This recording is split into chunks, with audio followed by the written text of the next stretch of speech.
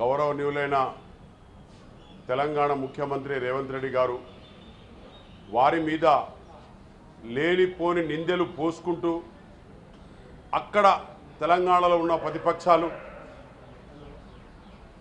ఎవరినో ఎగేసి విలేకరుల మీద కానీ మీడియా సోదరుల మీద పెట్టినట్టు పెట్టి వారి మీద రేవంత్ రెడ్డి గారి మీద నింద పోస్తున్నారు. అది కరెక్ట్ కాదు. వీరు చేసిన అప్పుల పాలుకు వీళ్ళు చేసిన కష్టాలకు ఇవాళ ముందుండి తెలంగాణలో ఉన్న ప్రజలకు అందరికీ కూడా కష్టాలు పోవాలి, అప్పులు తీరాలి.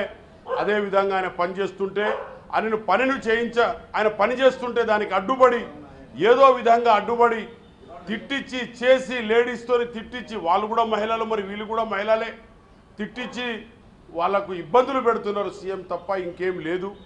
మీడియా సోదరులకు వారు ఎప్పుడు ఏ మాట అనలేదు. మీడియా సోదరు ప్రజల సేవకులు, ప్రజలతో ఎంట ఉండే వ్యక్తులు, మీడియా, ప్రింట్ మీడియా కానీ ఎలక్ట్రానిక్ మీడియా కానీ అందరు కానీ వారికి ఆయన అనే ఎప్పుడు కూడా వాక్యాలు అనలేదు. దానికి కూడా ఆయన మీదనే నింద పోసి గౌరవనీయుల ముఖ్యమంత్రి గారి మీద వీళ్ళు చేసిన అప్పులకు వీళ్ళు చేసిన పనికి ఇవాళ 5 గ్యారెంటీలు ఇస్తే ఏది ఇవ్వలేదండి. మహిళలకు బస్సులు ఫ్రీ ఇస్తున్నాం, కరెంటు ఫ్రీ ఇస్తున్నాం, గ్యాస్ సిలిండర్ ఫ్రీ ఇస్తున్నాం 500. అదేవిధంగా మొన్న కాస్మెటిక్ ఛార్జెస్, అదేవిధంగా కాస్మెటిక్ ప్లస్ మెస్ ఛార్జెస్ కూడా పెంచడం జరిగింది ఎస్టీ ఎస్సీ విద్యార్థుల మీద హాస్టళ్లకు. అదేవిధంగా మొన్న రైతులకు బోనస్ కూడా ఇవ్వడం జరిగింది. మరి ఇన్ని పనులు చేస్తున్న రేవంత్ రెడ్డి గారి మీద ఇవన్నీ నిందలు పోయడం కరెక్ట్ కాదు. అది మేము ఒప్పుకునేది లేదు. వాళ్ళు ఏదో చేయాలనుకుంటున్నారు. ఆయన మాత్రం ఏ మాత్రం పొరపాటు మాట్లాడలేదు. ఏదన్నా పొరపాటు మాట్లాడినట్టయితే అది ఏంటంటే ఫ్లుక్లా స్పీడ్లో మాట్లాడతాడు తప్ప ఆయన ఏ మాత్రం పొరపాటు మాట్లాడలేదని చెప్తున్నా. నేను చెప్పక తప్పదు, చెప్తున్నా. అందుకొరకు గౌరవమైన ప్రింట్ మీడియా, ఎలక్ట్రానిక్ మీడియా సోదరులకు అందరికీ కూడా పేరు పేరున ధన్యవాదాలు. మీరేమన్నా అడిగితే మీరు అడగండి, నేను చెప్తా బ్రదర్. అంతేనా?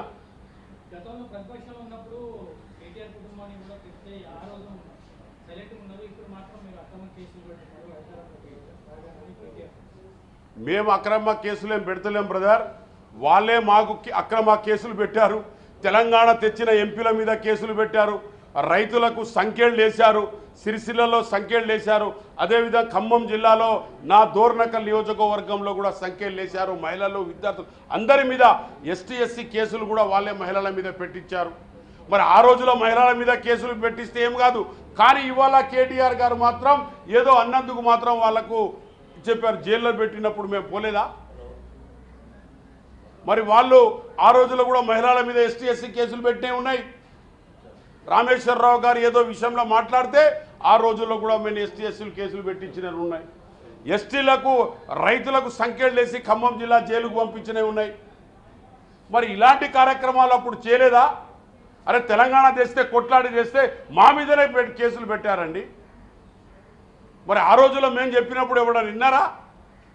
ఇవాళ అప్పుల పాలు చేసిన తెలంగాణకు అప్పులు తీర్చుకుంటా ప్రజలను సాయం చేయాలి. మొన్న మాట్లాడిన గౌరవనీయుల ముఖ్యమంత్రి గారు అసెంబ్లీలో మాట్లాడేటప్పుడు మొత్తం డిబేట్స్ మాట్లాడేటప్పుడు దాంట్లో ఏమైనా తప్పు ఉందా?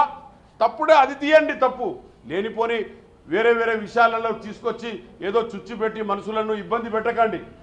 ఆయన చదివిన బడ్జెట్, ఆయన ఇచ్చిన బెనిఫిట్స్, ఆయన కట్టిన అప్పు, అది క్లారిటీ ఉంది. ఆ క్లారిటీలో మీరు తప్పు తీయండి, నేను ఒప్పుకుంటా.